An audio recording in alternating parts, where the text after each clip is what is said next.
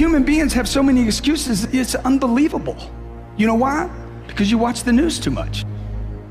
Because you've agreed to receive news, not make news. You want to be in a dominating point, okay? So what we got to do is we got to get you thinking. We got to get you thinking like the dominators think. How do they act? How does Warren Buffett act? What does Warren Buffett do with his time all the time? Those are the people I study today. I don't study the people that I went to school with, the teachers I went to school with. I don't even study my own family members, okay? I'm looking for people that are way up here that I can say, hey, what are they doing? Because they're doing it right. Anybody can do this, folks. Anybody can do this. This is not about a college degree. This is about massive amounts of action to get attention for yourself, your brand, your company, your products, your ideas, your dreams. The disproportionate reason that most people will not win is actually not the hard work. It's your lack of patience. For some unknown reason, when people go into ventures like this and other things, they somehow miraculously think it's gonna happen in 5 minutes. That you're the one person in the world, whatever you guys call your big club and put posters of each other up on, you think you're gonna be in that circle in 5 minutes for some reason, because you're the most charismatic, you figured out some weird system, you've got it. And the lack of patience is what hurts so many people. From 22 to 30 years old for 8 years, in my 20s, I worked 15 hours a day, 7 days a week in my dad's liquor store. Today, with all the things that have happened to me, I get emails on Facebook from friends I went to high school with, often starting with, Gary, you're so lucky.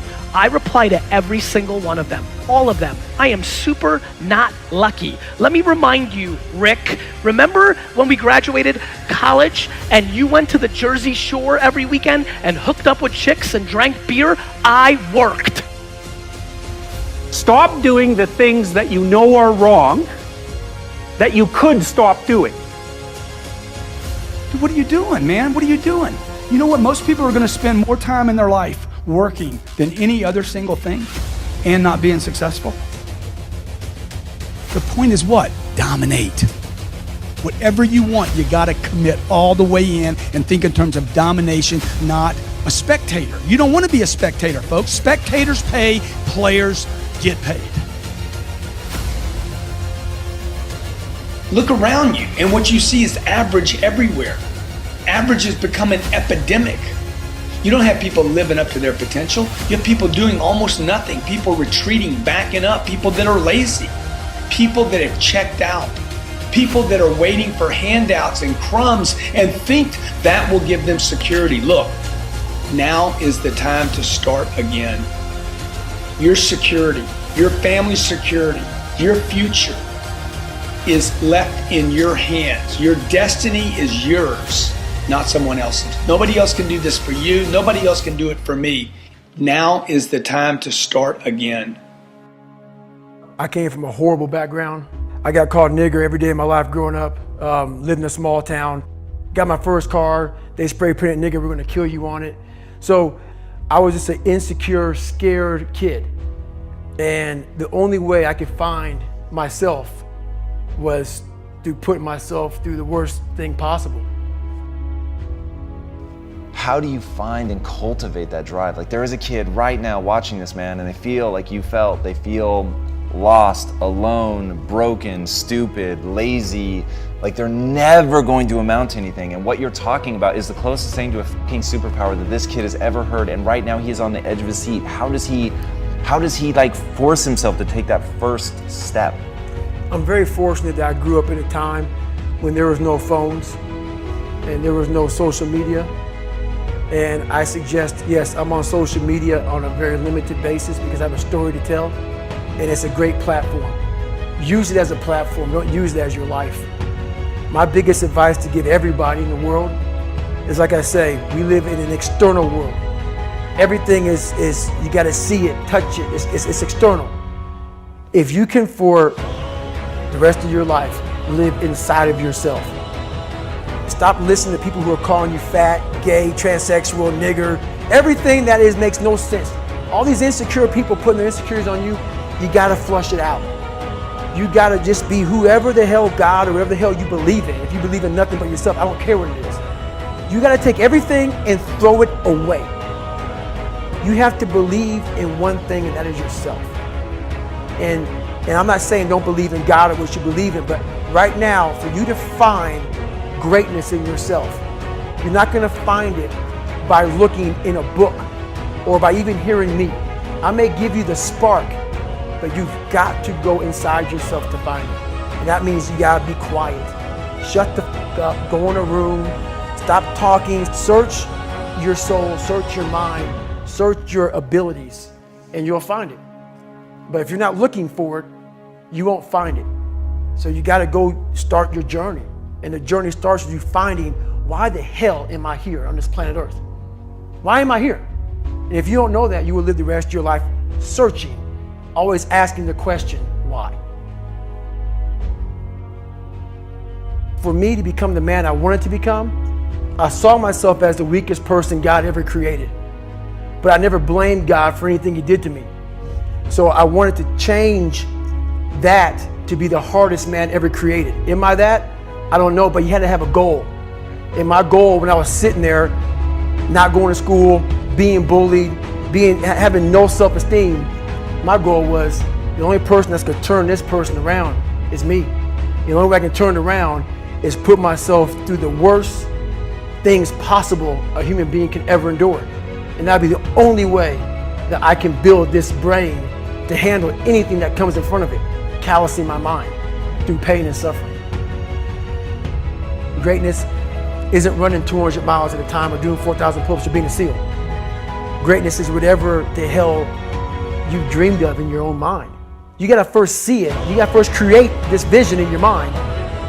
And then that's when I come into play. Once you create this vision in your mind, it's how am I gonna get there now? But first you gotta create your own vision. And it's not external. It's the vision created is inside of you.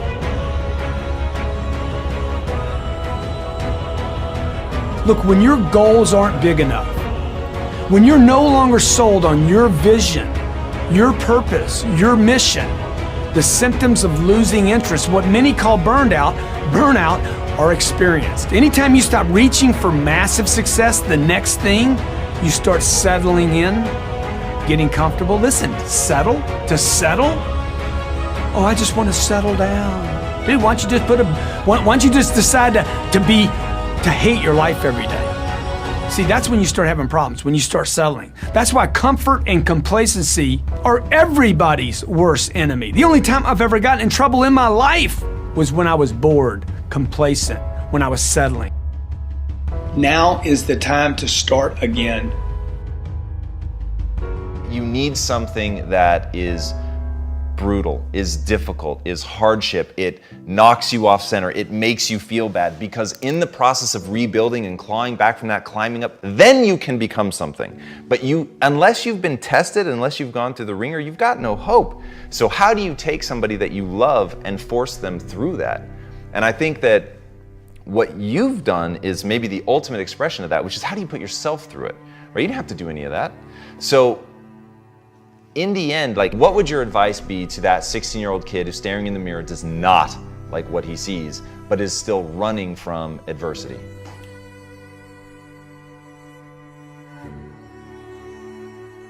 Well, my biggest advice to him is that, first of all, he won't like what I say to him. Because I'm gonna say the exact opposite of what today's world is saying. So we read a bunch of books nowadays. As humans, we wanna find out how to be someone else. What we don't do is we don't go inside. So literally turn yourself inside out. Read the book that's like we're writing a book every day of our lives, but we never read that book.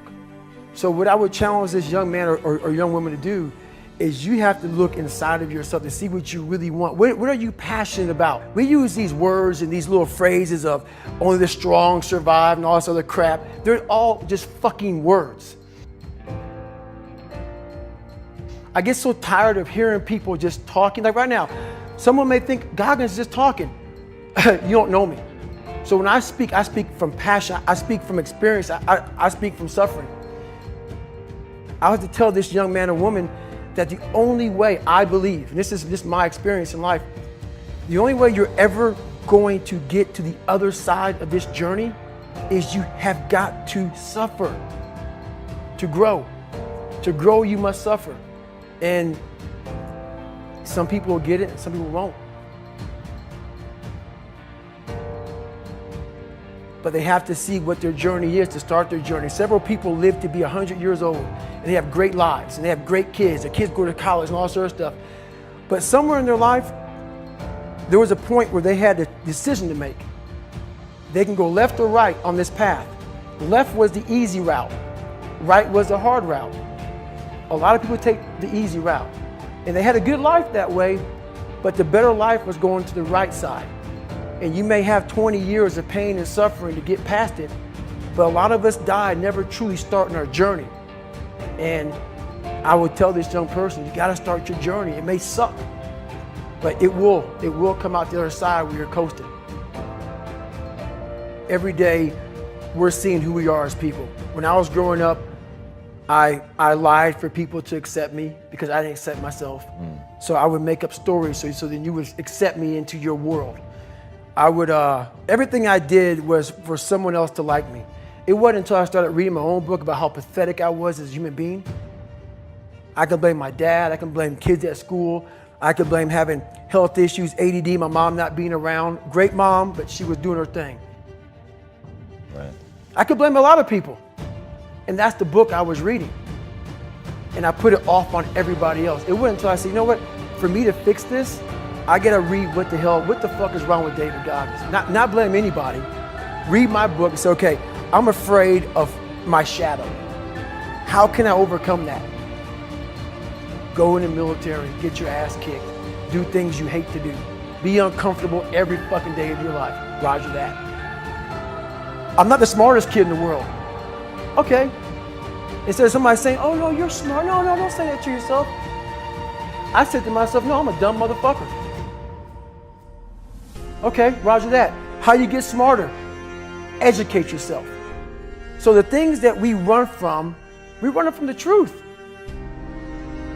We're running from the truth, man. So the only way I became successful was going towards the truth. As painful and as brutal as it is, it changed me. It allowed me to become, in my own right, who I am today.